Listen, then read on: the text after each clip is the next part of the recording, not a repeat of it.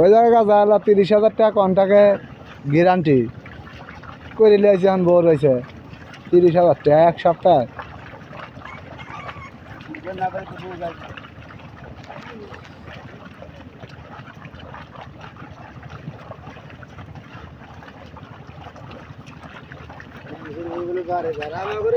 না ছিলতে আমাদের নামও এমন হয়েছি আর পারতেছি না নামও বাস তো ব্যাটারি ডাউন হয়ে গেলে পরে তখন কত তুই আর আমার কাছে আসিস না। বাইশ তো এখন যদি যাই আগে সিলিন্ডার আগে হার মানব